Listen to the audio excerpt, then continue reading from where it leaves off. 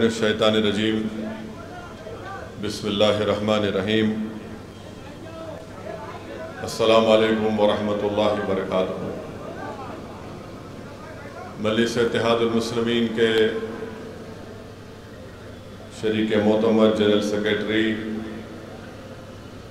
وہ سابقہ رکن اسمبلی جناب احمد پاشا قادری صاحب، شہ نشین پر تشریف فرما مجلس اتحاد المسلمین کے تمام اراکین اسمبلی و اراکین قانون ساز کونسل، مجلس اتحاد المسلمین کے غیور صدر و معتمدین، اراکین مجلس اتحاد المسلمین و اراکین بلدیہ، معزز بزرگان قوم اور ملت، ہماری عزتدار ماں اور بہنوں، میں آپ تمام کو مجلس اتحاد المسلمین کی 66 یوم تاسیس پر اپنی جانب سے اور مجلس اتحاد المسلمین کے تمام اراکین کی جانب سے آپ تمام کو مبارکباد پیش کرتا ہوں، اور مجھے یقین ہے کہ انشاءاللہ تعالی اللہ سبحانہ و تعالی اپنے فضل اور کرم سے مجلس اتحاد المسلمین کو صبح قیامت تک آباد اور شاداب رکھے گا۔ مجھے یقین ہے کہ انشاءاللہ تعالی اللہ سبحانہ و تعالی نبی کریم صلی اللہ علیہ وسلم کے صدقہ طفیل میں اس جماعت کی طاقت کو نہ صرف تلنگانہ، بہار یا مہاراشٹر بلکہ انشاءاللہ تعالی ہندوستان کی سب سے بڑی ریاست اتر پردیش اور دیگر ریاستوں میں بھی انشاءاللہ تعالی اللہ مجلس اتحاد المسلمین کو اپنی کامیابیوں سے ہمکنار کیا، اور بھی مستقبل میں انشاءاللہ تعالی اللہ مجلس اتحاد المسلمین کو کامیابی سے ہمکنار کرے گا۔ ہم 66واں یوم تاسیس منا رہے ہیں، اور الحمدللہ آج کا دن ہم کو موقع دیتا ہے کہ ہم اپنے مجلس کے ان مرحوم قائدین کو یاد کریں جنہوں نے 66 سال پہلے فخر ملت علیہ الرحمہ عبدالواحد اویسی کی قیادت میں مجلس اتحاد المسلمین کی شروعات کی۔ بھائی آپ لوگ نہیں بولیں گے، میڈیا کو اپنا کام کرنے دیجئے، آپ سننے آئے ہیں، بیٹھیے آرام سے۔ 66 سال پہلے عبدالواحد اویسی علیہ الرحمہ نے اور مجلس اتحاد المسلمین کے تمام مرحوم قائدین نے مجلس اتحاد المسلمین کے سیاسی سفر کا آغاز کیا۔ فخر ملت عبدالواحد اویسی علیہ الرحمہ نے مجلس اتحاد المسلمین کا نام کل ہند مجلس اتحاد المسلمین رکھا۔ عبدالواحد اویسی نے مجلس اتحاد المسلمین کے دستور کو بنایا، اور دستور کو ہندوستان کی آئین، ہندوستان کے سمویدھان کے تابع کیا، اور مجلس اتحاد المسلمین نے اس بات کا اعلان کیا کہ ہم بھارت کی سیاست میں حصہ لیں گے، اور ہمارا مقصد یہ ہے کہ بھارت کے آئین اور سمویدھان میں جو رائٹ ٹو ایکوالٹی کا ذکر کیا گیا ہے، جو فریڈم آف ریلیجن کا ذکر کیا گیا ہے، جو بھارت کی آئین میں اقلیتوں کے لیے جو ان کی بات کی گئی ہے آئین کی دفعہ 29 اور 30 کے تحت، جو بھارت کی پریامبل میں لبرٹی، ایکوالٹی، جسٹس اور فریٹرنیٹی کی بات کی گئی ہے، آزادی، بھائی چارگی، انصاف کی بات کی گئی ہے، ہم اس کو حاصل کریں گے۔ اسی جگہ سے عبدالواحد اویسی علیہ الرحمہ نے جو جامع نظامیہ کے ایک عالم دین بھی تھے اور اپنے وقت کے ایک مایہ ناز وکیل بھی تھے، جنہوں نے دارالسلام کو حاصل کرنے کے لیے 1 سال 2 سال نہیں بلکہ کئی سال قانونی جنگ لڑی اور دارالسلام کو انہوں نے حاصل کیا۔ تو عبدالواحد اویسی نے دارالسلام کو حاصل کرنے کے بعد نہ صرف مقدمے میں کامیابی حاصل کی بلکہ یہاں پر حکومت کا قبضہ تھا، ان کے اس قبضے کے خلاف عبدالواحد اویسی نے ایک کرایہ حاصل کیا، اور کرایہ حاصل کرنے کے بعد عبدالواحد اویسی علیہ الرحمہ نے یہاں پر دارالسلام کے باہر ملیوں کی تعمیر کی، اور اسی جگہ پر ٹھہر کر مرحوم فخر ملت علیہ الرحمہ نے کہا تھا کہ میری نگاہیں دیکھ رہی ہیں کہ انشاءاللہ تعالی مجلس اتحاد المسلمین کا رکن اسمبلی اس وقت کی آندھرا پردیش کے اسمبلی میں رہیں گے۔ عبدالواحد اویسی نے کہا تھا کہ میری نگاہیں دیکھ رہی ہیں کہ انشاءاللہ تعالی ہمارے اراکین بلدیہ منتخب ہوں گے۔ عبدالواحد اویسی نے کہا تھا کہ میری نگاہیں دیکھ رہی ہیں کہ انشاءاللہ تعالی ہمارے ملک کی پارلیمنٹ میں مجلس کے اتحاد المسلمین کا نمائندہ جائے گا۔ عبدالواحد اویسی نے اپنے خواب کو بیان کیا اور کہا کہ میری نگاہیں دیکھ رہی ہیں کہ ہم ہندوستان کے آئین کی دفعہ 30 کے تحت اقلیتوں کے لیے تعلیمی ادارے قائم کریں گے۔ یہ سب باتیں عبدالواحد اویسی نے اس وقت کہی تھیں جب عوام میں ڈر اور خوف کا ماحول تھا۔ پولیس ایکشن کے پرآشوب دور کے بعد مجلس اتحاد المسلمین نے اپنی سیاسی جدوجہد کے سفر کا آغاز کیا، تو جتنے اس زمانے کے عقل مند رئیس زادے تھے، دولت مند تھے، جو دلی میں بیٹھ کر، جو آج بھی دلی میں بیٹھ کر ہمارا سودا کرتے ہیں، ان تمام نے کہا کہ یہ کون شخص ہے جو دیوانگی کی گفتگو کر رہا ہے اور اس طرح کی باتیں کر رہا ہے، مگر اللہ نے عبدالواحد اویسی کے اس خواب کو پورا کیا۔ اللہ سبحانہ و تعالیٰ نے عبدالواحد اویسی کی جدوجہد میں اللہ نے برکت دی۔ میں لاکھوں سلام پیش کرتا ہوں عبدالواحد اویسی رحمت اللہ علیہ اور ان کے تمام ساتھیوں پر۔ میں سلام پیش کرتا ہوں سالار ملت اور ان کے تمام مرحوم ساتھیوں پر کہ انہوں نے جو محنتیں اور جستجو کی، جو قربانیاں پیش کی، آج اس کا نتیجہ ہے کہ آج مجلس اتحاد المسلمین کو یہ مقام اور موقف حاصل کیا۔ میں اس موقع پر خراج عقیدت پیش کرتا ہوں مجلس اتحاد المسلمین کے ہزاروں اور لاکھوں محبان کو جو آج اس دنیا میں نہیں ہے۔ میں اللہ سے دعا گو ہوں کہ اللہ سبحانہ و تعالی ہمارے تمام مرحوم قائدین کو، مجلس اتحاد المسلمین کے تمام مرحوم صدر معتمدین اور اراکین کو، اراکین اسمبلی کو، اراکین بلدیہ کو، اللہ ان کی مغفرت فرمائے، اللہ ان کی خبروں کو نور سے بھر دے۔ میرے عزیز دوستوں اور بزرگوں، یہی سالار ملت کی دور اندیش قیادت تھی کہ جس کی بنا پر مجلس اتحاد المسلمین نے تعلیمی ادارے قائم کیے۔ یہی سالار ملت کی بے باک قیادت تھی جس نے بھارت کی سیاست میں مجلس اتحاد المسلمین کو ایک منفرد مقام حاصل کرنے میں موقع عطا کیا۔ یہی سالار ملت کی سوچ تھی کہ آج جب سالار نے مرکز سیاسی کہا تو مجلس کے مخالفین نے اس کا مذاق اڑایا، مگر آج لوگ جان رہے ہیں کہ مرکز سیاسی کی اہمیت کیا ہے۔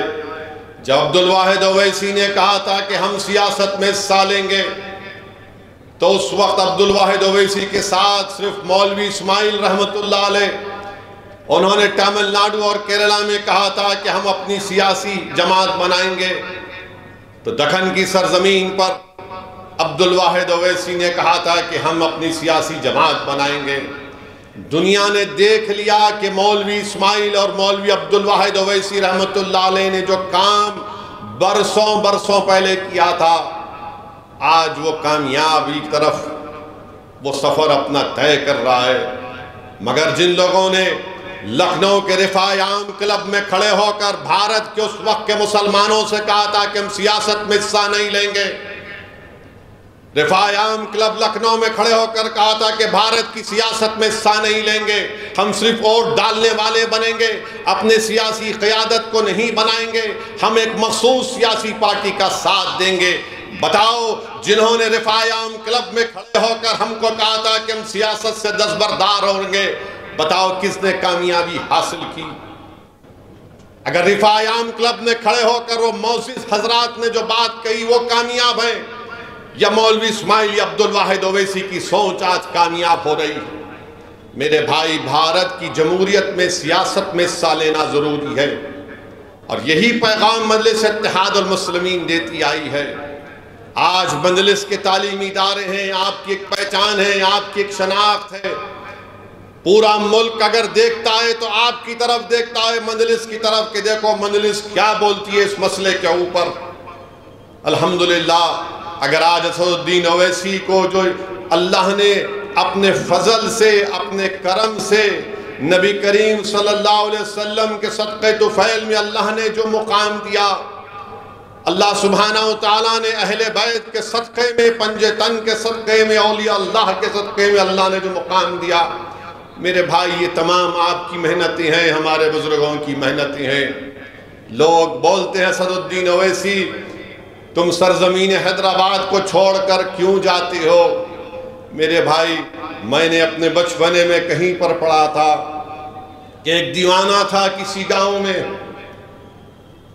جو یہ سوچتا تھا کہ ہم کو اس گاؤں سے دوسرے گاؤں کو جانے کے لیے 3 پہاڑوں کو عبور کر کے جانا پڑے گا۔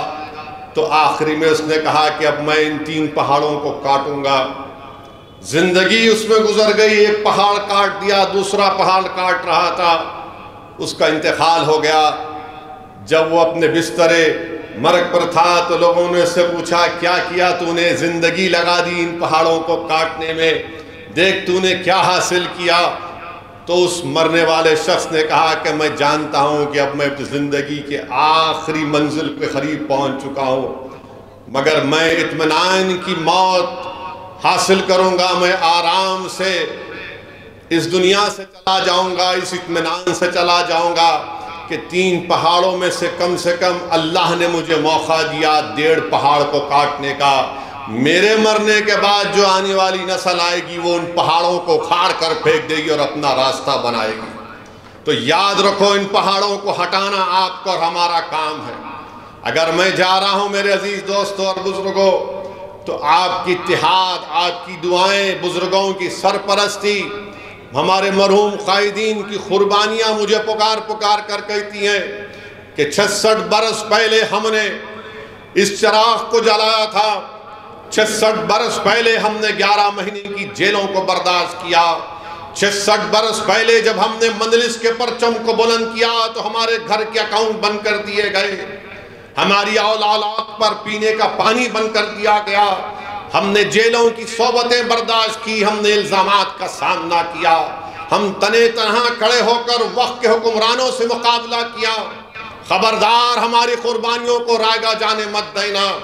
تم ہماری قربانیوں کو اور ہم کو زندہ سمجھتے ہو تو اس سفر کو لے کر آگے بڑھو۔ یہی میری زندگی کا مقصد ہے کہ جس چیز کی شروعات فخر ملت نے کی اپنے مرحوم قائدین کے ساتھ، جس جماعت کو سالار ملت نے اونچائیوں تک پہنچایا، اب ہمارا اور آپ کا کام یہ ہے میرے عزیز بزرگوں، میرے مجلس کے رفقا، میرے مجلس کے ساتھیوں، ہمارا کام یہ ہے کہ ہم اس کام کو اور آگے لے کر بڑھیں۔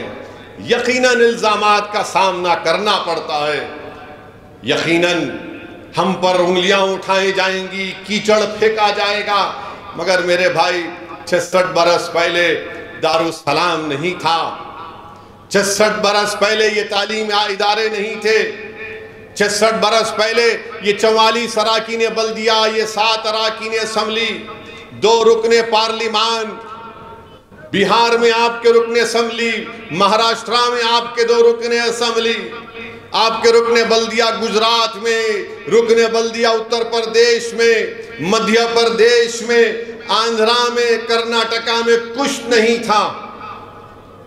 اس وقت ہمارے مرحوم قائدین نے اس سفر کا آغاز کیا۔ آج الحمدللہ ہمارے پاس کی تمام چیزیں ہیں، یہ اللہ کا فضل اور کرم ہے کہ ہم نے اس کو حاصل کیا۔ تو ہمارے مرحوم قائدین کو اگر ہم زندہ سمجھتے ہیں، ان کو مردہ نہیں ہونا دینا چاہ رہے اگر ہم، تو ہمارا کام یہ ہے کہ ہم جدوجہد کرتے رہیں۔ یقیناً الزامات تو لگتے رہے اور لگتے رہیں گے، مجھے اس کی کوئی پرواہ نہیں ہے، کیونکہ میرے مرنے کے بعد یہ الزام لگانے والے میری خبر میں نہیں آئیں گے۔ یہ میرے مرنے کے بعد جب حشر کا میدان بنے گا جس میں سب کھڑے ہوں گے، الزام لگانے والے نہیں آئیں گے۔ میرے اعمال اور رسول اللہ صلی اللہ علیہ وسلم کے صدقے طفیل میں مجھے اور آپ سب کو شفاعت ملے گی۔ تو اپنے حوصلوں کو بلند رکھیے، اپنے حوصلوں کو بلند رکھیے، ڈرنے اور گھبرانے کی ضرورت نہیں ہے۔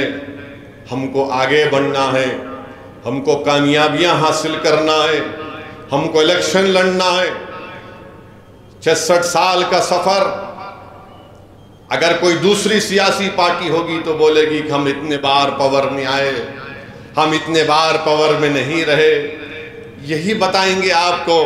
مگر ہم یہ کہتے ہیں کہ 66 برس کے سفر میں ہم نے کئی حکومتوں کو دیکھا جنہوں نے مجلس سے ٹکرایا مگر مجلس باقی رہی، ان کو اللہ نے شکست دیا۔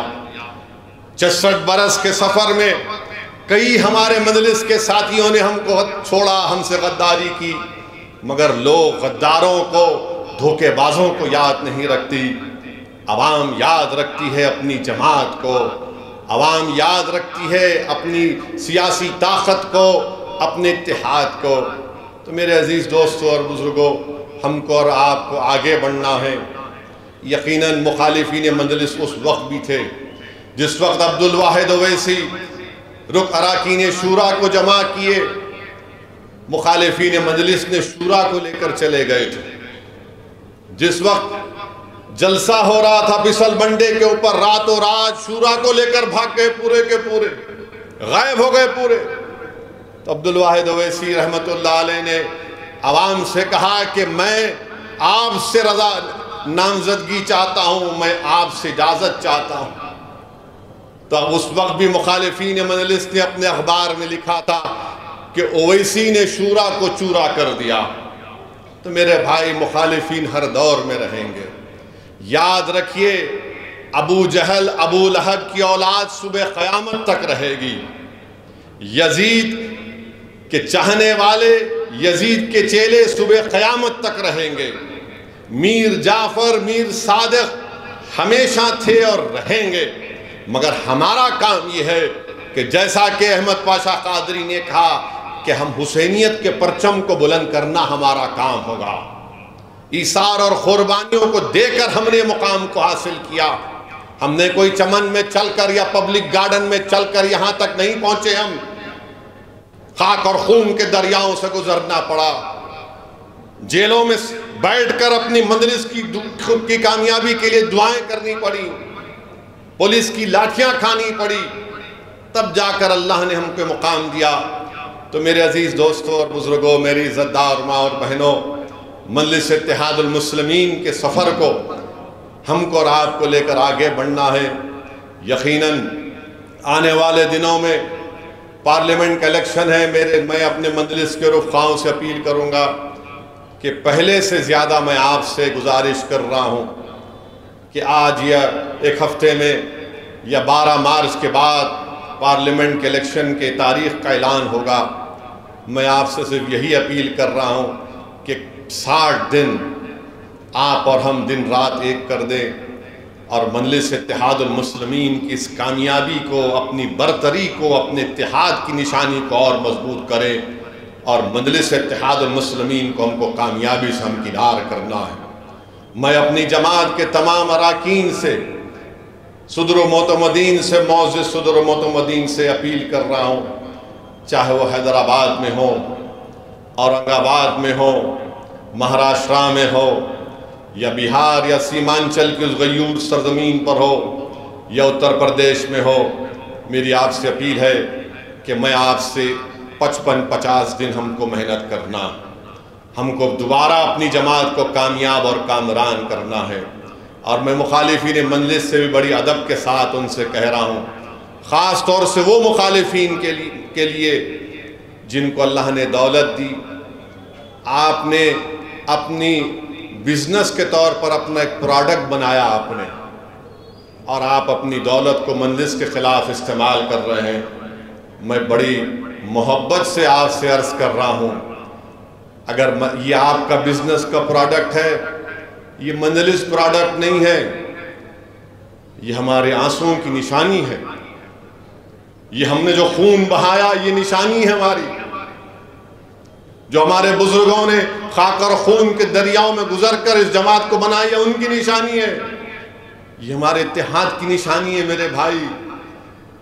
یہ بھارت میں ایک انمول چیز ہے، یہ ہماری نشانی ہے، ہماری پہچان ہے، ہماری شناخت ہے۔ یاد رکھو، اگر ہم تمہارے پروڈکٹ کے پیچھے پڑ گئے تو تمہارا کیا ہوگا؟ تو سمجھو اس بات کو، اپنے پروڈکٹ پہ بچاؤ، اس کو اور لے کے بڑھو، مجھے کوئی فکر نہیں ہے، مگر یہ میرا نہیں ہے، یہ قوم کی امانت ہے، یہ غریبوں کی امانت ہے، یہ دلتوں کی آواز ہے، کمزوروں کی آواز ہے۔ یاد رکھو، اگر تم اپنے پروڈکٹ کو لے کر مجلس اتحاد المسلمین جیسی چٹان جماعت سے مقابلہ کرو گے تو پروڈکٹ چکنا چور ہو جائے گا، پروڈکٹ چکنا چور ہو جائے گا اور جماعت باقی رہے گی۔ میں نہیں رہوں گا، میں زمین کی غذا بن جاؤں گا، مگر جماعت رہے گی انشاءاللہ تعالی۔ تو آپ سے ہم عرض کر رہے ہیں، آپ خوش رہو، مگر میں اس بات کو ہرگز برداشت نہیں کروں گا کہ مجلس اتحاد المسلمین کے خلاف، جمہوریت ہے، اختلاف کرو آپ، مگر یاد رکھو اگر اختلاف کرنے کے طریقے اگر آپ تبدیل کریں گے تو ہم تو ہر وقت جنگ کے لیے تیار رہتے ہیں، ہم تو ہر وقت جنگ کے لیے تیار رہتے ہیں۔ مجھے کھل کر بولنا پڑے گا کہ تم کس کے اشاروں پر کام کر رہے ہو، اور میں ان سے بھی کہنا چاہ رہا ہوں جو بہت سینہ تان کر بغل میں ہاتھ ڈال کر بول رہے ہیں، پیارے مجلس اتحاد المسلمین نے MP سیٹ کو 84 میں اللہ نے مجلس کو کامیاب کیا، مخالفین مجلس اتحاد المسلمین نے 96 میں کوشش کی تھی، 2009 میں بھی کوشش کی تھی، مجلس میدان میں تھی، ہے اور رہے گی انشاءاللہ تعالی۔ مجلس 84 میں کامیابی حاصل کی، مجلس 96 میں کامیابی حاصل کی، مجلس 2009 میں بھی کامیابی حاصل کی، اور انشاءاللہ تعالی 2024 میں بھی پہلے سے زیادہ اکثریت کے ساتھ انشاءاللہ تعالی مجلس اتحاد المسلمین کامیابی حاصل کرے گی۔ تم میدان چھوڑ کر نہیں بھاگنا، تم میدان چھوڑ کر نہیں بھاگنا، میں سب سے مقابلہ کرنے کے لیے تیار ہوں، تم بھاگنا نہیں۔ تم بہت باتیں کرتے ہو نا، آؤ اب دکھائیں گے تم کو حیدرآباد کیا ہوتا ہے، تم کو بتائیں گے الیکشن کیسا لڑا جاتا ہے، تمہارے گھر میں گھس کے مقابلہ کریں گے انشاءاللہ تعالی۔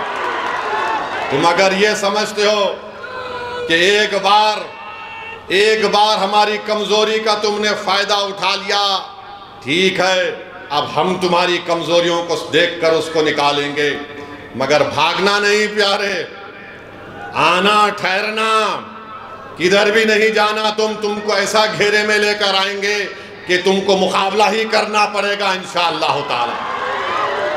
اور تم یہ نہیں بولنا ہم انا کے پیچھے کھڑے ہوئے ہیں، ارے تم انا کو لے کے آؤ، کس کو لے کے آتے، مگر تم چھوڑنا نہیں۔ میرے بھائی، مجلس کی مخالف ہمیشہ تھے، آج اس دنیا میں باز نہیں ہے، چلے گئے اپنے ارمانوں کو لے کر، مجلس کی مخالفت میں اپنے بستر مرگ تک پہنچ گئے، مگر اللہ نے جماعت کو آباد اور شاداب رکھا۔ یہ وہی لوگ ہیں جو مجلس کو کمزور دیکھنا چاہتے ہیں۔ مجلس کیا ہے میں بتاتا ہوں آپ کو، مجلس نے عوام کو بیدار کیا، شعور کو بیدار کیا، اسی لیے ہر بھارت کے کونے میں کوئی کہتا ہے کہ کیوں اقلیتوں کے بجٹ میں میرے حصے کو کم کر دیا جا رہا ہے، میرا حصہ کب ملے گا؟ مجلس بولتی کیا کیے؟ ارے مجلس یہ کیے کہ آج عوام کہہ رہی کہ میرے حصے کا کیا ہوگا۔ مجلس نے یہ بیداری پیدا کی کہ آج نوجوان اٹھ کر کہہ رہا ہے کہ ہم تمہاری پارٹی یا تمہارے ان لوگوں کے لیڈروں کے ممنون اور مشکور نہیں ہیں. آج بھارت ہمارا ہے. مجلس اس شعور کو بیدار کیا کہ CAA کا قانون غلط ہے. مجلس نے شعور کو بیدار کیا کہ مسلمانوں کو، دلتوں کو تعلیم حاصل کرنا ضروری ہے. مجلس نے یہ شعور بیدار کیا کہ سیاسی طاقت کے ذریعے ہم اپنے مسائل کو حل کروا سکتے. ارے مجلس نے تعلیمی ادارے قائم کیے، اسپتال قائم کیا. یہ لوگ اسپتال تو چھوڑو، ایک فارمیسی کی دکان نہیں بنا سکتے. مجلس تو چھوڑو، یہ کچھ نہیں کر سکتے میرے بھائی. یہ الحمدللہ یہ آپ اور ہماری بزرگوں کی اور ہماری محنت ہے کہ مجلس اتحاد المسلمین نے حاصل کیا. اور تیسری بات یہ ہے کہ مجلس کے خلاف کیوں ہیں؟ کیونکہ یہ چاہتے ہیں کہ مودی کے اشارے پر، RSS کے حکم پر مجلس کو کمزور کرنا چاہتے ہیں. یہ چھوٹی BJP اور ان کے تمام ساتھی جو مجلس کی مخالفت چاہے حیدرآباد یا اورنگ آباد یا سیمانچل میں کرتے ہیں، یہ اصل میں RSS اور BJP کے حکم پر اور یہ نام نہاد سیکولر پارٹیوں کے دم چھلے بن کر یہ نہیں چاہتے کہ تمہاری سیاسی آواز رہے. یہ نہیں چاہتے کہ تمہاری سیاسی طاقت کا قلعہ ہمیشہ بنا رہے. یہ تمہارے اتحاد کے دشمن ہیں. یہ نفرت کرتے ہیں جب تم سوال کرتے ہو اپنی برابری کا. اسی لیے ان کا مقصد ایک ہی ہے کہ اپنی انانیت کو، اپنی انفرادیت کو برقرار رکھنے کے لیے یہ جماعت کو کمزور کرنا چاہتے ہیں. ارے تمہاری شخصیت ختم ہو جائے گی، جماعت آباد رہے گی. تمہاری انانیت کو مٹیا ملیت کر دے گا اللہ انشاءاللہ تعالی، مگر اجتماعیت کو اللہ برقرار رکھے گا. میرے عزیز دوستوں اور بزرگوں، آج آپ دیکھ رہے ہیں کہ پارلیمنٹ کا چناؤ الیکشن ہمارے سروں پر ہے. اور میں ایک بات آپ سے گزارش کرنا چاہوں گا کہ رمضان کا مہینہ آنے والا ہے، سایہ فگن کرنے والا. تو ماہ رمضان میں بھی ہم کو نہ صرف روزے رکھنا ہے جو مسلمان ہیں، بلکہ ہم کو اللہ سے اپنے رشتے کو مضبوط کرنا ہے. اور رمضان میں ہم کو الیکشن کیمپین بھی کرنا پڑے گا. نہیں معلوم تاریخ کب آئے گی. اب کوئی یہ بولیں گا ارے بھائی الیکشن کی تاریخ کا اعلان ہو گیا، رمضان میں کیسے کیمپین کریں گے؟ میرے بھائی جب پیٹ میں کچھ نہیں ہوتا نا، انسان اس وقت بہت ایکٹیو ہوتا ہے. جب پیٹ میں کچھ ہو جاتا تو نہیں بولتا ذرا آرام کر لے. اور رمضان میں ہی ہم کو الیکشن کی انتخابی مہم کو شروع کرنا پڑے گا. تاریخ کیا آئے گی میں نہیں جانتا، کوئی نہیں جانتا، مگر اللہ سے اپنے رشتے کو ہم جب مضبوط کریں گے اور ہم حالت روزہ میں جب اللہ سے دعا کریں گے اللہ ہم روزے کی حالت میں اپنی جماعت کے لیے ہم کام کر رہے ہیں، یا اللہ اس کو قبول کر لے، تو یقیناً اللہ سبحانہ و تعالیٰ روزے دار کی دعا کو رد نہیں کرتا. تو میرے عزیز دوستوں اور بزرگوں، رمضان کا مہینہ آ رہا ہے، اس کی قدر کریے. اور انشاءاللہ تعالیٰ ہم ایک پروگرام بنائیں گے کہ کیسے ہم اپنی جماعت کی سرگرمیوں کو، الیکشن کی سرگرمی کو اس ماہ مبارک میں ہم کیسا لے کر آگے بڑھ سکتے ہیں. اور مجلس اتحاد المسلمین کی کوشش یہی رہی ہے اور رہے گی کہ تیسری مرتبہ وطن عزیز کے وزیر اعظم نریندر مودی نہ بنے. ہماری کوشش یہی رہی کہ BJP اقتدار میں نہ آئے. انشاءاللہ تعالی ہم پھر سے کوشش کریں گے اور مجھے یقین ہے کہ انشاءاللہ تعالی اللہ سبحانہ و تعالی ہماری کوششوں کو قبول کرے گا اور اللہ سبحانہ و تعالی ہم کو کامیابی سے ہمکنار کرے گا. آج BJP کے پاس دکھانے کو کچھ بھی نہیں ہے. BJP کے پاس دکھانے کو کچھ بھی نہیں ہے. بے روزگاری نوجوانوں کا مخدر بن گیا. اتر پردیش میں 50 لاکھ پولیس کی نوکریوں کے لیے 50,000 نوکری کے لیے 50 لاکھ نوجوان اپلائی کرتے ہیں. کسی ریاست میں 10 پیون کی نوکری کے لیے 3,000 PhD کے لوگ اپلائی کر دیے. بھارت میں سب سے زیادہ اگر نوجوانوں بے روزگاری پوری دنیا میں ہے تو وطن عزیز بھارت میں. اور ان میں سب سے زیادہ بے روزگار ہیں تو پڑھے لکھے لوگ ہیں۔ اب بتائیے بھارت کے وزیر اعظم نے کیا کیا، مودی نے کیا کیا؟ تو بولیں گے بھائیوں بہنوں اچھے دن آ گئے، وکشت بھارت ہم نے کر دیا، بھارت کا نام روشن ہو گیا پوری دنیا میں۔ نریندر مودی سے ہم کہنا چاہیں گے کہ آپ نے روزگار نہیں دیا بلکہ بے روزگار بنا دیا نوجوانوں کو آپ نے۔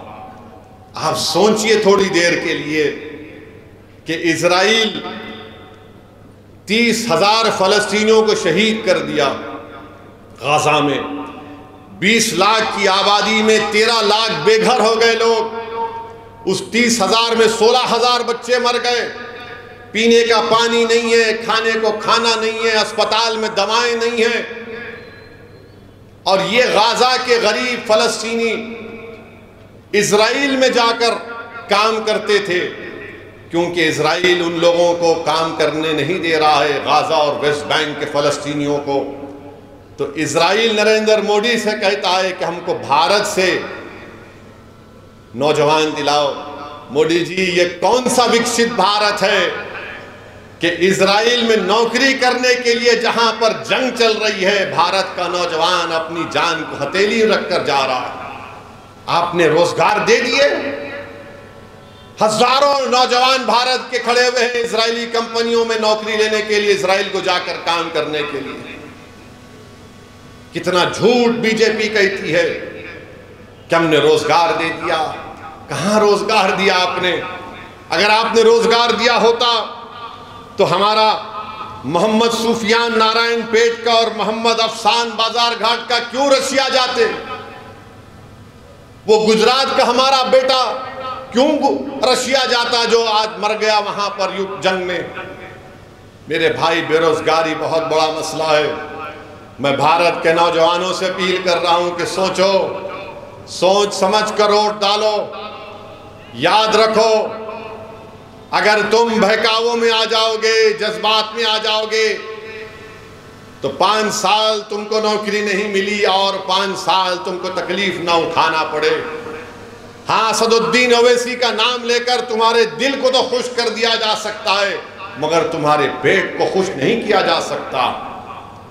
اویسی کی نفرت پیدا کر کے تم کو خوش تو کیا جا سکتا ہے مگر تمہارے گھر میں چراغ نہیں جلے گا۔ مسلمانوں کو بدنام کر کے تم کو کچھ جھوٹا پیغام تو دیا جا سکتا ہے مگر تمہارے ماں باپ کے خوابوں کو پورا نہیں کیا جا سکتا۔ ہمارے مسجدوں کو شہید کر کے تمہارے گھر نہیں بن پائیں گے، یاد رکھو۔ میرے عزیز دوستوں اور بزرگوں، یہ بات سب کو سمجھنے کی ضرورت ہے، مگر آج ہم کیا دیکھتے ہیں کہ ہماری شناخت کو ختم کرنے کی کوشش کی جا رہی ہے، مسجدوں کو ہم سے چھیننے کی کوشش کی جا رہی ہے، شریعت پر عمل نہ کرے، یونیفارم سول کوڈ کی بات کی جا رہی ہے، CAA کے قانون کے رولز کو بنا کر ہم کو ہمارے ہی ملک میں کاغذ دکھانے پر مجبور کیا جائے گا۔ میرے بھائی یہ بات میں آپ سے کہہ رہا ہوں، یہ آپ کو سمجھنے کی ضرورت ہے۔ اور لوگ مجلس کے مخالفین بولتے اسد صاحب اگر خاموش بیٹھ گئے تو اچھا ہوگا۔ ارے دیوانے، تیرا باپ جب تیری ماں سے نکاح کرا تو اگر خاموش بیٹھتا تو نکاح نہیں ہوتا، بولنا پڑا، تیری اماں قبول ہے تو پیدا ہوا دنیا میں، بولنا پڑتا نا۔ نکاح جب ہوا، نکاح جب ہوتا ہے، قاضی سے شادی جس کی ہوئی، سسرے کا ہاتھ تمہارے ہاتھ میں، گواہ رہتے، قاضی صاحب پوچھتے قبول ہے؟ ہم نے دولہا بولا قاضی صاحب بولتے کیا ہوگا اس کو، ڈیف اینڈ ڈم تو نہیں ہے بیچارہ۔ قاضی صاحب پھر پوچھتے قبول ہے؟ بولنا پڑتا قبول ہے، تو سسرا ہاتھ دباتا ہے ہاں۔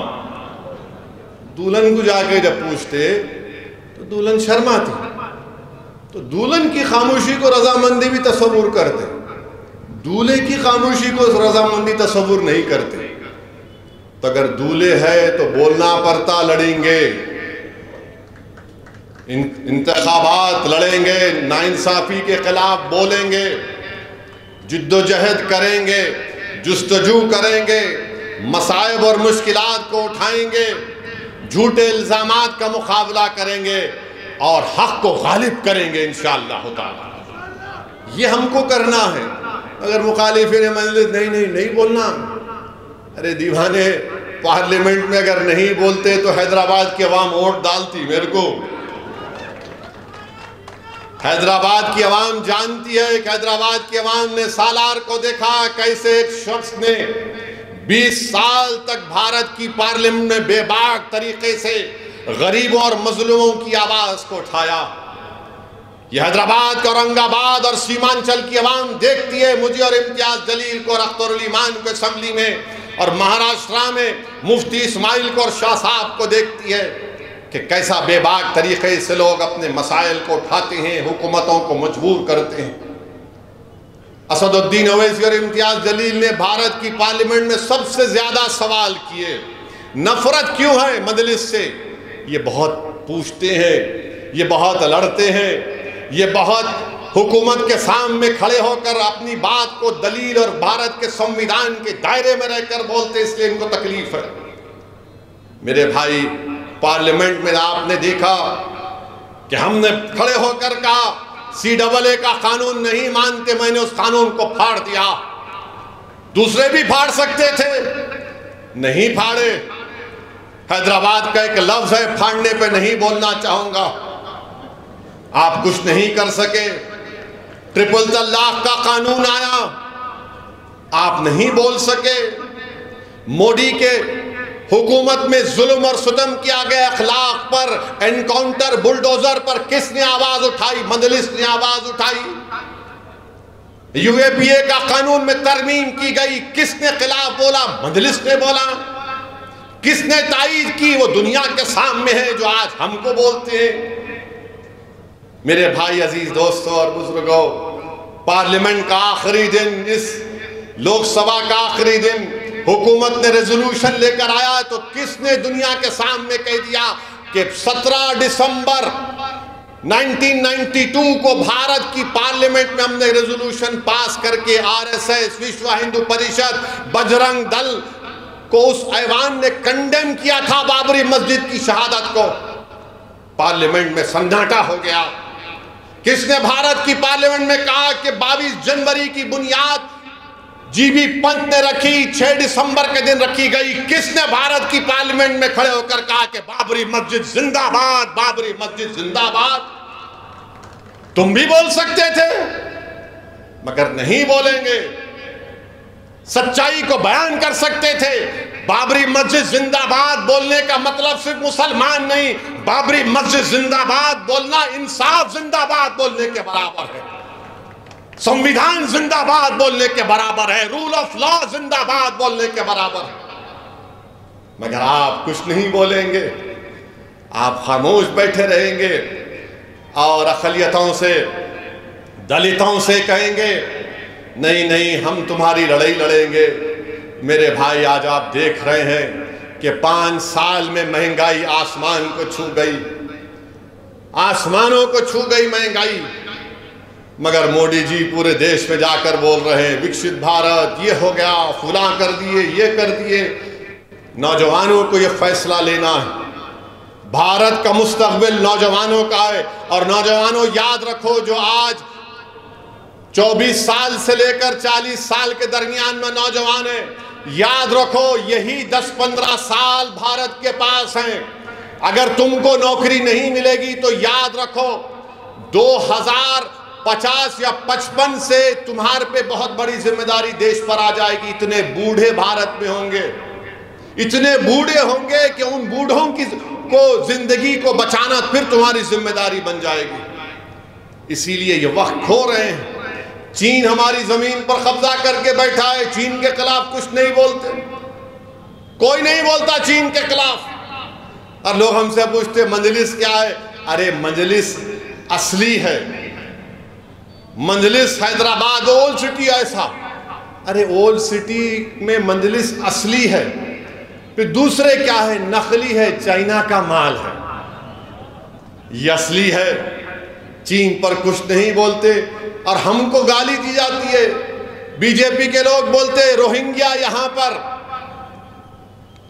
بی جے پی کے لوگ بولتے سرجیکل سٹرائک اولڈ سٹی میں کریں گے، بی جے پی کے لوگ بولتے کوئی مجلس کو کے بارے میں بولتا ہم ڈیولپمنٹ کریں گے۔ ڈیولپمنٹ کا مطلب کیا ہے؟ پب کھول دینا۔ ڈیولپمنٹ کا مطلب کیا ہے؟ جوئے خانوں کو آباد کر دینا۔ میرے بھائی، ہم ان تمام سازشوں سے جانتے ہیں، یقیناً مجلس اپنی پوری کوششیں کر رہی ہیں، ڈیولپمنٹ ہو، وکاس ہو، یہ پورے کام کروائے جا رہے ہیں۔ اولڈ سٹی کے میٹرو کے سلسلے میں نے چیف منسٹر سے کہا کہ آئیے پرانے شہر میں فاؤنڈیشن سٹون ڈالیے۔ مہاتما گاندھی بس ڈپو سے لے کر فلک نما تک، تو مجھے بتایا گیا کہ آئندہ ہفتے 7 تاریخ کے دن چیف منسٹر آئیں گے فلک نما پر میٹرو کا فاؤنڈیشن ڈالنے کے لیے۔ ویلکم، فاؤنڈیشن سٹون بھی ڈالیے اور کام بھی شروع کرائیے۔ روڈ وائڈننگ کے لیے اور پیسے دیجئے۔ وہ جو 2 برجز کا افتتاح ہم نے کیا تھا ہاکرز کے لیے، اس کا کام شروع کروائیے۔ چیف منسٹر نے ملیس کو بلا کر کہا کہ موسیٰ ندی کے اوپر موسی ڈیولپمنٹ پروجیکٹ کا کام کریے، کون روک رہا آپ کو؟ میرالم تالاب کے اوپر برج کا پلان بنا ہوا ہے، اس کو منظوری دیجئے۔ اولڈ سٹی میں جیل کو نکالیے، یہ چھنچھگڑا جیل کو نکال کر وہاں پر ایک KG to PG کا کمپلیکس بنائیے۔ یہ جو پیٹلا برج پہ سٹی آرم ریزرو ہے اس کو لے کے جائیے باہر، وہاں پر کچھ کریے۔ ارے ہم چاہ رہے ہیں ڈیولپمنٹ، مگر ہمارے مجلس کے مخالفین کو عرفان کا جو مریض ہوتا نا اس کو خالی پیلا دکھتا، بیچارے اس کو دکھتا ہی نہیں کچھ بھی، اس کو دکھتا ہی نہیں کچھ بھی۔ مجلس کے مخالفین اور مجلس کے اراکین میں کیا فرق ہے؟ مجلس کا رکن رات رات بھر محنت کرتا۔ آج صبح میں 6 بجے 5:30 بجے میرے کو فون آیا، ایک بہار کے بیسی کے امام نے کہا کہ میری والدہ کا انتقال ہو گیا، مجھے اپنی والدہ کی لاش کو لے کے جانا ہے بیسی کو۔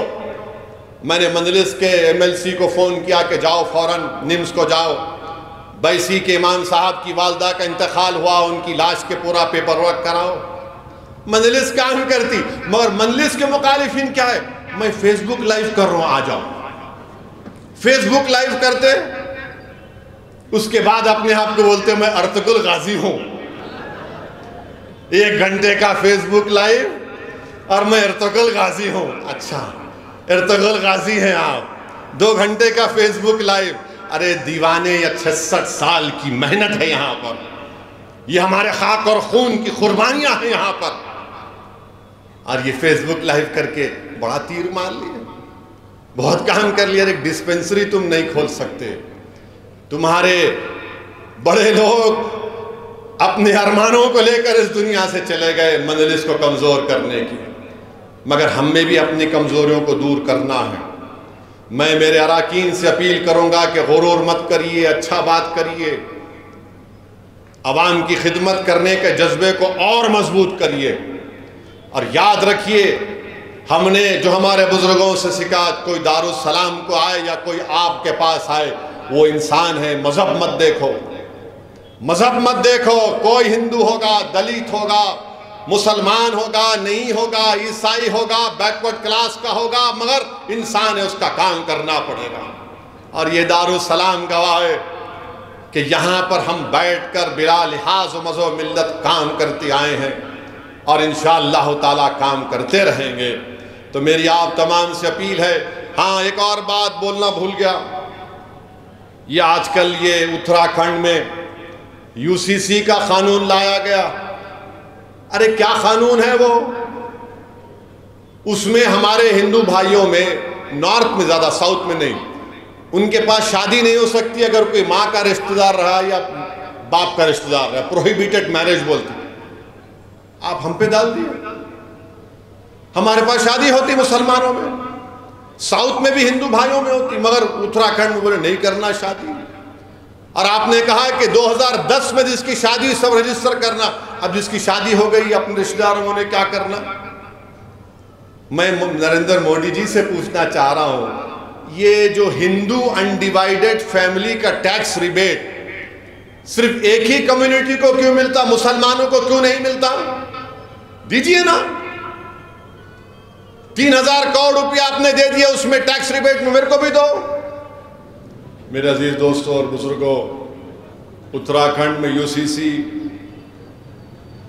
مقصد ایک ہی ہے کہ مسلمانوں کی مذہبی شناخت کو ختم کر دیا جائے، ہم اپنی شریعت پر عمل نہ کریں، اور آپ اپنے مذہب کے قانون کو ہم پر کیسے مسلط کریں گے؟ آپ ریسٹیٹیوشن آف کنجوگل رائٹس کا کیا مسئلہ ہے بتائیے؟ ڈیورس کا طریقہ ایک مذہب میں الگ ہے، اسلام میں الگ ہے۔ اسلام میں شادی ایک کانٹریکٹ ہے، اور کانٹریکٹ کبھی دونوں پارٹیز بیٹھ کر ختم کر سکتے ہیں، مگر آپ اپنی مذہبی تعلیمات کو ہم پر مسلط کر رہے ہیں۔ یہ آرٹیکل 25 کا وائلیشن ہے، اور کیسا UCC اتراکھنڈ کا UCC ہو ہی نہیں سکتا۔ UCC پورے ملک میں ہونا، بلکہ یہ UCC نہیں ہے، یہ صرف مسلمانوں کو اپنے مذہب سے دور کرنے کی کوشش اتراکھنڈ کی حکومت کر رہی ہے۔ آرٹیکل 25 کا وائلیشن، ٹرائبل پر اطلاق نہیں ہوگا تو رائٹ ٹو ایکوالٹی کا وائلیشن ہے یہ۔ اور پھر الزام لگاتے ہیں کہ مسلم عورتوں کو ہم اچھا کرنا چاہتے ہیں۔ کیا اچھا کریں گے؟ کیا کوئی BJP کا نیتا جا کر بلقیس بانو سے معافی چاہ سکتا ہے؟ آپ مسلم خواتین سے بڑی محبت کی باتیں کرتے ہیں، پسماندہ مسلمان کی باتیں کی جاتی ہیں۔ بتاؤ جتنے گھر توڑے گئے کس کے توڑے گئے؟ بلڈوزر استعمال ہوا تو پسماندہ مسلمانوں کے گھروں پر استعمال ہوا۔ میرے عزیز دوستوں اور بزرگوں، CAA کے قانون کے رولز بنائے جانے کا BJP کہہ رہی ہے۔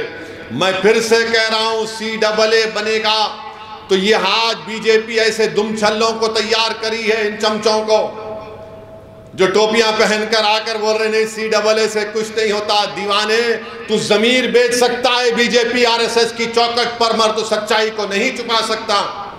CAA کو دیکھنا ہے تو NPR کے ذریعے دیکھنا پڑے گا، اور CAA ہوگا تو NPR کہے گا کہ لاؤ کاغذ لاؤ، اپنے دادا کا برتھ سرٹیفکیٹ دکھاؤ۔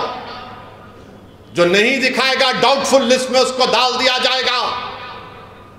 اور سب سے زیادہ تکلیف ہوگی بھارت میں مسلمانوں کو، دلتوں کو، آدیواسیوں کو۔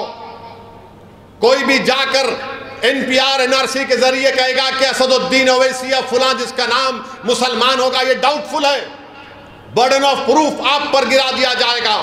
یہ کام BJP بھارت میں کرنا چاہتی ہے، اور یہ لوگ کہتے نہیں کچھ نہیں ہوگا۔ ارے ہم جانتے ہیں، CAA کو NPR NRC کے سامنے رکھ کر دیکھنا پڑے گا۔ میں بھارت کے مسلمانوں سے اپیل کر رہا ہوں، دیکھو ان باتوں کو۔ میں جذبات میں لانے کے لیے نہیں کہہ رہا ہوں، سچائی بیان کر رہا ہوں۔ اور RSS BJP کے لوگ بولیں گے اویسی بھڑکاؤ بھاشن دے رہا ہے، نہیں دے رہا ہوں۔ اویسی بنگلہ دیش، پاکستان اور افغانستان کے سکھوں کو سٹیزنشپ نہیں دینے کی بات کر رہا ہے، نہیں کہہ رہا ہوں، دو ان کو قانون ہے، مگر یہ CAA مذہب کی بنیاد پر بنایا گیا۔ سب کو شہریت مل جائے گی سوائے مسلمان کے۔ اسی لیے میں کہہ رہا ہوں آپ کو چوکنا رہنا پڑے گا۔ اسی لیے آپ سے کہہ رہا ہوں کہ مجلس سے مخالفت، یہ مخالفین یہی کرنا چاہتے ہیں کہ CAA آ جائے، ہم اپنی مسجدوں کو کھو دیں، متھرا کی مسجد کو کھو دیں، کاشی کی مسجد کو کھو دیں۔ ارے کون ہے دیوانہ جو ٹی وی کے چینل پر بیٹھ کر بولتا ہے کہ چلیے آپ کے پاس کورٹ کا آرڈر تو آ گیا، مسجد کو تو ہاتھ مت لگائیے؟ کیوں؟ مسجد تمہارے باپ کی ہے، مسجد تمہارے باپ کی ہے۔ تمہارے اماں کی جہیز میں مسجد آئی تھی جو تم ٹی وی چینل پر بیٹھ کے بولتے ہیں؟ دیوانے سمجھ، اپنے ایمان کا سودا کرنا ہے کر لے، تجھے زمین بیچنا ہے بیچ لے، مگر مسجد کا تو سودا مت کر۔ یہ ویسے لوگ ہیں، نہیں کہ یہ کر لو کر لو۔ میرے بھائی، متھرا کی جو عیدگاہ ہے 1960s میں مسلمان اور ہندو بھائیوں نے بیٹھ کر تصفیہ کر لیا، ایگریمنٹ کیا، مسلمانوں نے 8 ایکڑ زمین دی، اور اس ایگریمنٹ پر سنی وقف بورڈ کی اجازت سے کورٹ میں ایگریمنٹ داخل ہو۔ ہندو بھائیوں کی طرف سے ایگریمنٹ میں کون سائن کیا؟ پنڈت مالویہ نے سائن کیا۔ اب یہ آج کل کے یہ جو لوگ ہیں، کیا پنڈت مالویہ سے بڑے ہندو ہیں وہ لوگ؟ جو بات مسلمان اور ہندوؤں نے بیٹھ کر طے کر لی، ختم کر لیا مسئلے کو، آج 2023 میں اب اس کو شروع کر دیے، اور بار بار آپ کو بولتے تو دیکھو کاشی میں اس کا دیکھو کیسا ہے فوٹو۔ ارے دیوانے اس زمانے میں یوزڈ جو میٹیریل بچا اس کو استعمال کرتے تھے۔ اس سے کیا ثابت کر رہے آپ؟ کیا ثابت کرنا چاہ رہے آپ؟ میں نے جب کہا تھا حیدرآباد میں اپنی مسجدوں کو بچاؤ، اس کو آباد رکھو، تو یہ مجلس کے مخالفین شروع ہو گئے، اویسی دیکھو جذباتی بات کر رہا ہے۔ ارے تمہارے سامنے نظر نہیں آیا دلی کے 600 سال پرانی مسجد کو توڑ دیا گیا، قبرستان جو بازو تھا اس کو توڑ دیا گیا، ایسا توڑے قبرستان کو کہ وہاں کے لوگ بتا رہے کہ خبروں کا کفن نکل کر باہر آ گیا ہڈیوں کے ساتھ۔ یہ ہو رہا ہے، میری بات کو سمجھو آپ کو اپنی طاقت کو مضبوط کرنا پڑے گا۔ سنہری باغ کی مسجد پارلیمنٹ سے قریب ہے، جب کبھی پارلیمنٹ کا سیشن چلتا ہے، جب وہاں سے پرائم منسٹر کا اگر کانوائے جاتا ہے یا بڑے منسٹر کا جاتا ہے، تو اس وقت مسجد میں نماز نہیں ہوتی کہ دوسری عبادت گاہوں کے سامنے سے جب پرائم منسٹر کا کانوائے جاتا ہے تو وہاں پر عبادت گاہوں میں عبادت نہیں ہوتی۔ یہ بتانا چاہ رہا ہوں آپ کو میرے بھائی، کیا یہ بھارت میں ایسا ہوگا؟ کتنا نشانہ بنائیں گے ہم کو آپ لوگ؟ 500 سال پہلے ایسا ہوا، ارے دیوانے پشپمترا سنگا کو کیا بولیں گے؟ کشمیر کے راجہ ہرش کو کیا بولیں گے؟ ان سے بھی تو انصاف کرو، پشپمترا سنگا کی بات کرو، راجہ ہرش کی بات کرو۔ نہیں، اسد الدین اویسی تم بولو مغلوں کے بارے میں، میں بولوں مغلوں کے بارے میں؟ بریانی غبا غب کھاتے وہ کیا ہے؟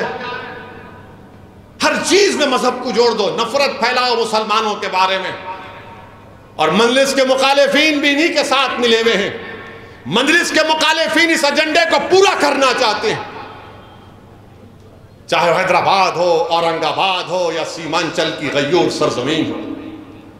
اور پھر اب ایک نیا مسئلہ شروع کرے، غزوہ ہند۔ غزوہ ہند، میرے پاس ایک صاحب آئے تھے، دل کی بھڑاس پوری نکالا ان کے سامنے میں، بلا تم میرے سامنے بیٹھ کر غزوہ ہند کی بات کر رہے؟ میں نے ان سے پوچھا تم کو معلوم مولانا کفایت اللہ کافی کون تھے؟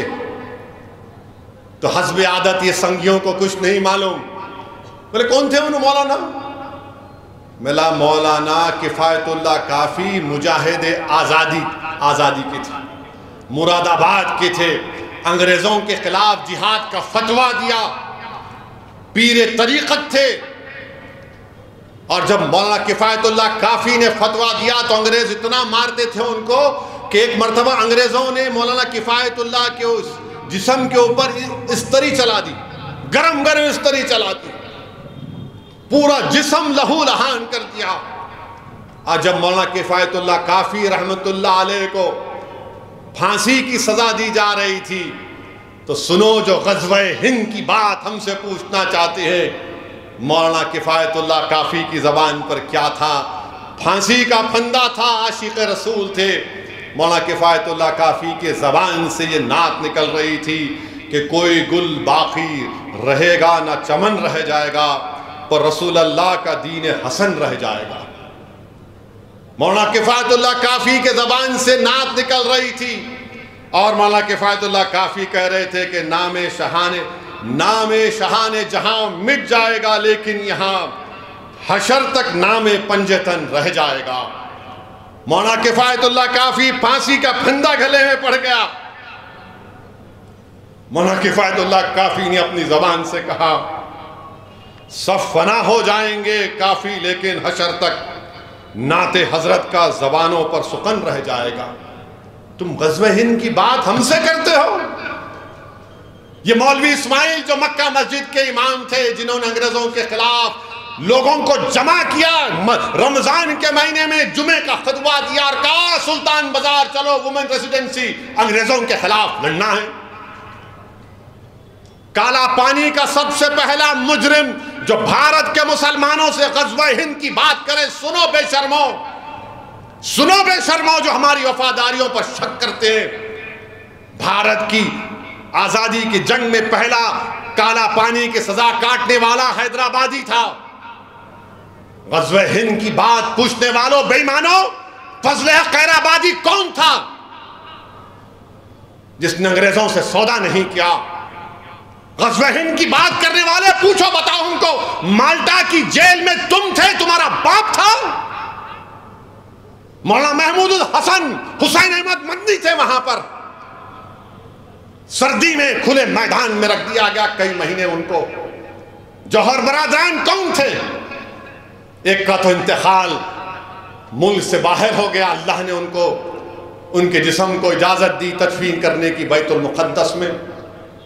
غزوہ ہند کی بات ہم سے کرتے ہو؟ شرم کرو بے ایمانو، تم اتنی نفرت کر رہے ہو مسلمانوں سے، کیا تم بھول گئے بریگیڈیئر عثمان کون تھا؟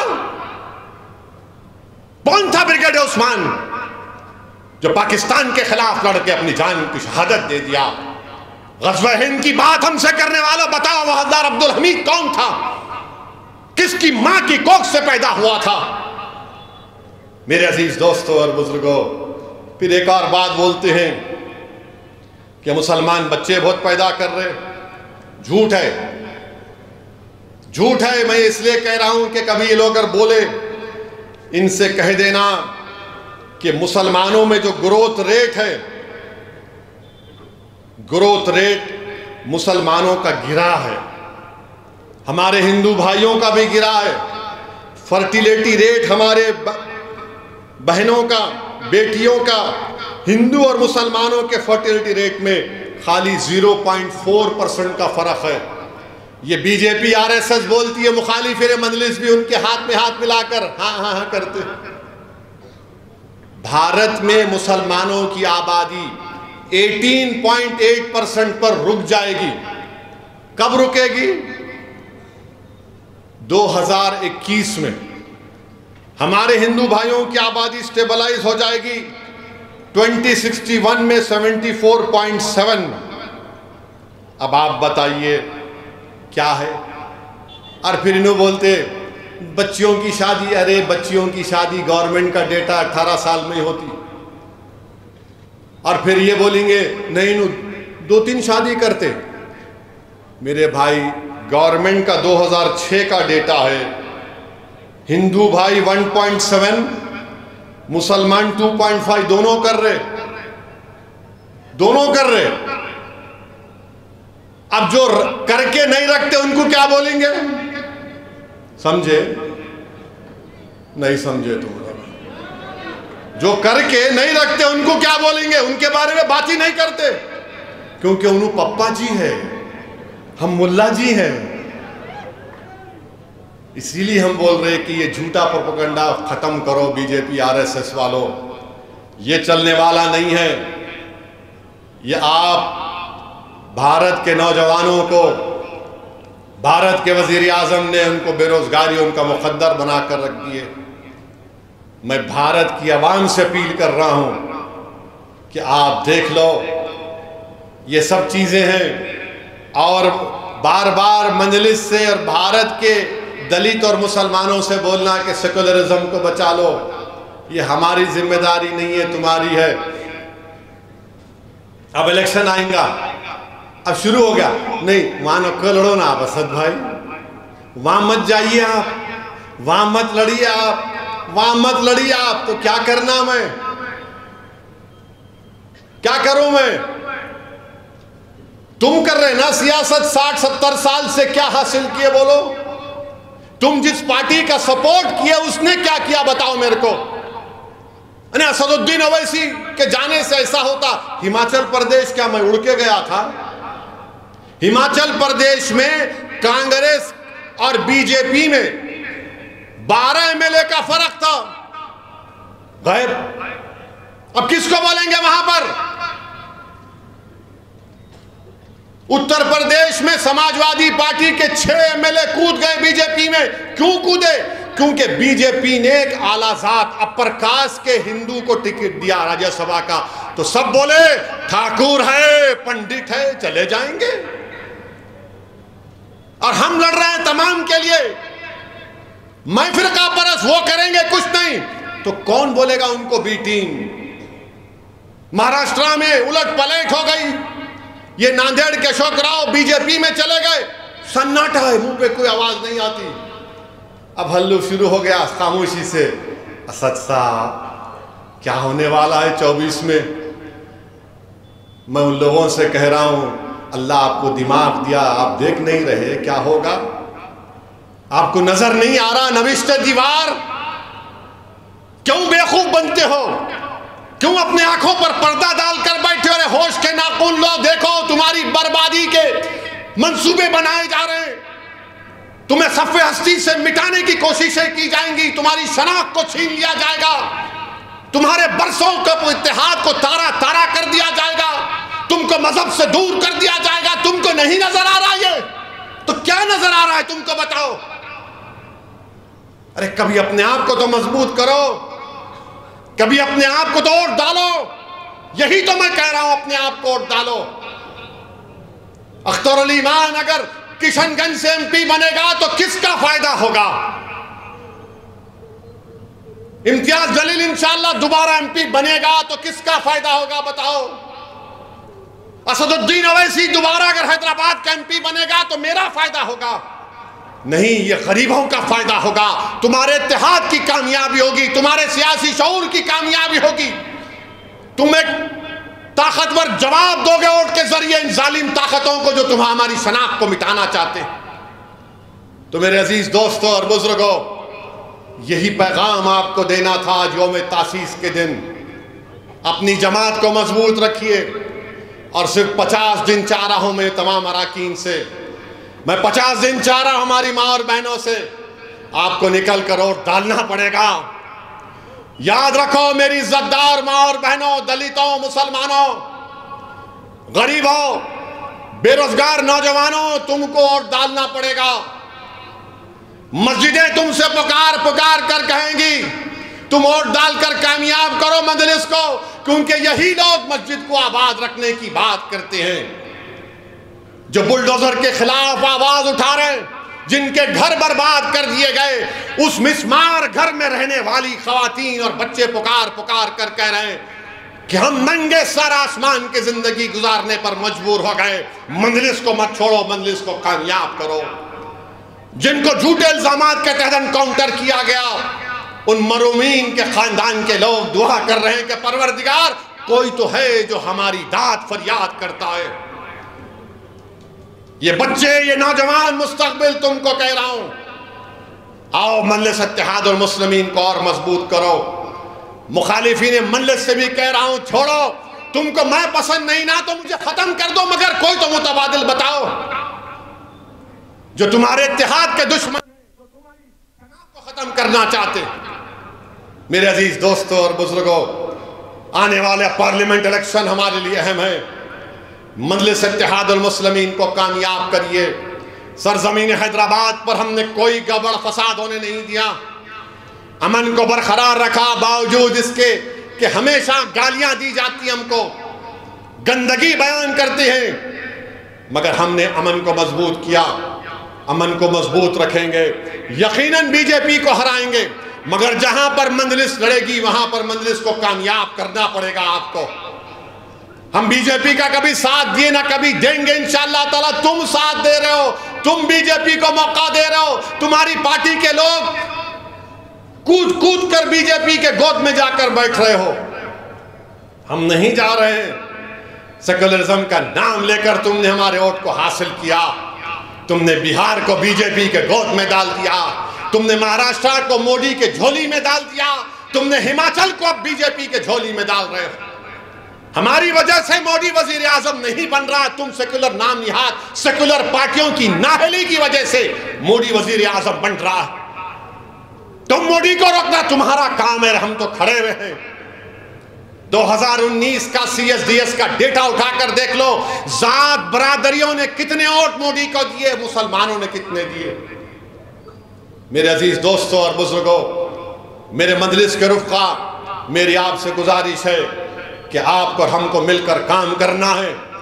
یہ حیدرآباد کی سیٹ یہ صرف مجلس کی نہیں ہے، یہ بھارت کے غریب اور مظلوموں کی ایک آواز ہے۔ یہ حیدرآباد کی سیٹ صرف مجلس کی نہیں ہے، یہ ان غریبوں اور مظلوموں کی ایک پہچان ہے۔ یہ حیدرآباد کی سیٹ صرف مجلس کی نہیں ہے، بلکہ بھارت کے ان غیور لوگوں کی، ان بے بس لوگوں کی ایک آواز ہے جو چاہتے ہیں کہ بھارت کی پارلیمنٹ میں ان کے جذبات کی ترجمانی کرتے رہے۔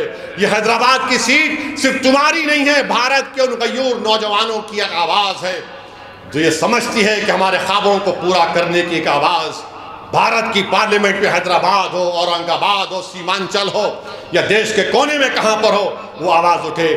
تو میری آپ تمام سے گزارش ہے کہ مجلس کو مضبوط کریے۔